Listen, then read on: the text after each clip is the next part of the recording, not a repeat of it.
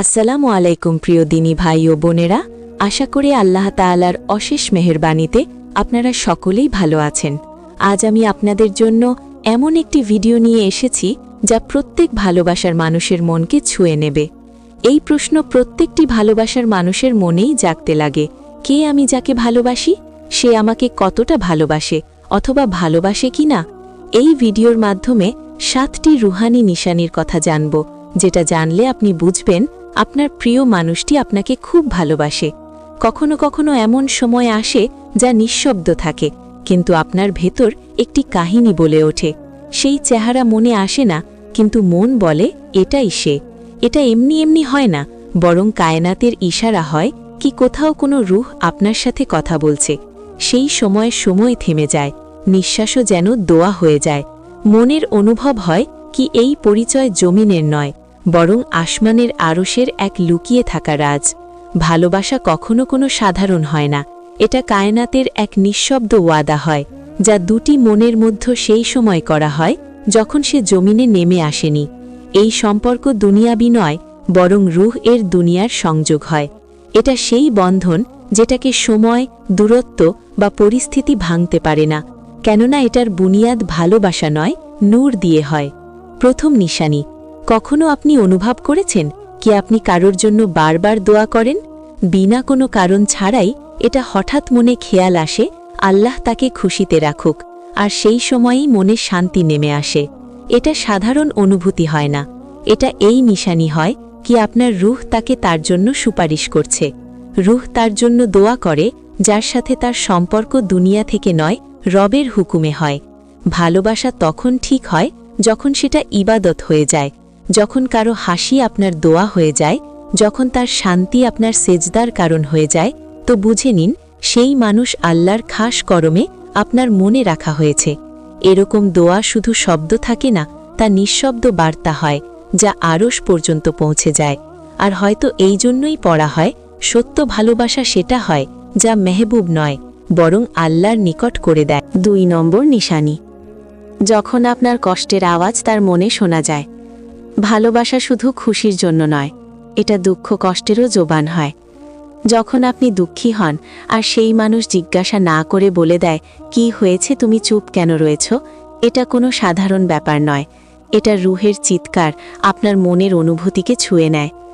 যেমন দুটি মনের মধ্যে এক নিঃশব্দ সময় হয় যা শুধু অনুভবের জারিয়ায় শোনা যায়। কখনো সে হঠাৎ অস্থির হয়ে যায়, এটা না জেনে কি আপনি কেন ভেঙে গেছেন। কখনো আপনার অশ্রু তার মনে বোঝা হয়ে যায়, যদিও আপনি শব্দে কিছুই বলেন না। এটা সেই বন্ধন হয় যা দূরত্ব, সময় বা সম্পর্কের মধ্যেই কায়েম থাকে না, বরং মনের ভেতর বইতে থাকা এক না দেখা আলোতে জুড়ে থাকে। এমন সম্পর্কে শব্দের প্রয়োজন হয় না, কেননা নিজেই কথা বলে, আর সেই কথা শুধু মনেই শুনতে পায়। 3 নম্বর নিশানি, যখন স্বপ্ন বাস্তবে সত্যি হয়ে যায়। কখনো কখনো আপনি কাউকে স্বপ্নে দেখেন আর পরের দিন সেই স্বপ্নের ঘটনাই বাস্তবে সামনে চলে আসে। এটা কোনো কাকতালীয় নয়, বরং রুহানি সম্পর্কে এক নরম নিশানি হয়। কায়নাত সর্বদা রুহের মাধ্যমে ইশারা পাঠায়, আর স্বপ্ন সেই ইশারার সবচেয়ে নিঃশব্দ কিন্তু সত্য জারিয়া হয়।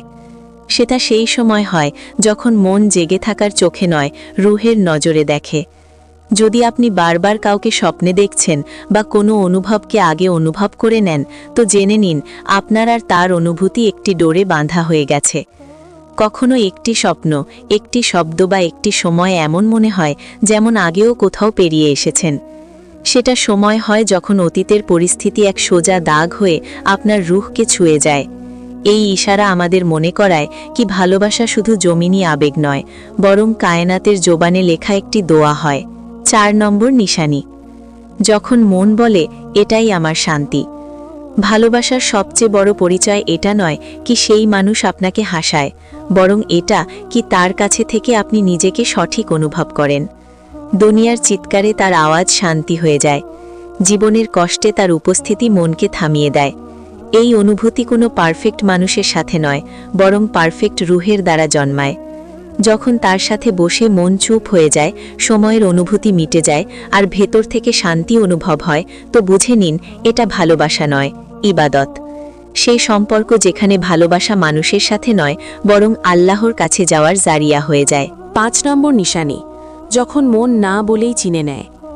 মন কখন হয় ভুল বলে না।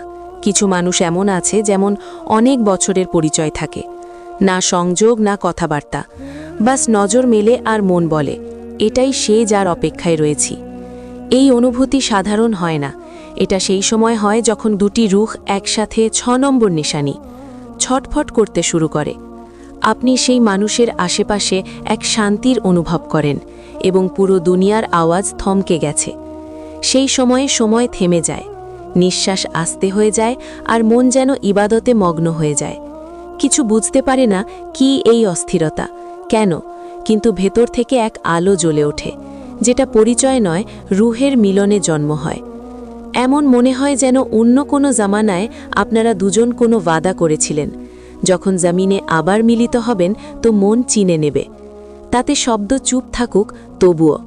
এটাই সবচেয়ে বড় নিশানি হয় কি এই সম্পর্ক শুধু জমিনের নয় বরং আসমানের থেকে লেখা তাকদীর, এক এমন সংযোগ যেমন কিসমত সেই রুহের ওয়াদাকে পুরা করে। 7 নম্বর নিশানি, যখন সময়ে দূরত্ব আর পরিস্থিতি কমজোর না হয়। দুনিয়ার সম্পর্ক সময়ের সাথে সাথে চলে যায়, কিন্তু রুহের বন্ধন সময়ের সাথে সাথে আরও বেশি গভীর হয়ে যায়। কিন্তু আপনাদের মতো দূরত্ব থাকে, সম্পর্ক কমজোর হয় বা পরিস্থিতি মুশকিল হয়, তবুও মনে সেই অনুভবেই জেন্ত থাকে। সেই সম্পর্ক শব্দকে ভাঙে না, কেননা সেই ওয়াদা জমিনে নয় আরশের আশেপাশে লেখা হয়ে থাকে। না সময় সেটাকে বদলাতে পারে, না দূরত্ব তাকে কম করতে পারে, না পরিস্থিতি সেটার গভীরতাকে ছুঁতে পারে, কেননা সেই বন্ধন ভালোবাসা নয় বরং তাকদীরের অংশ হয়।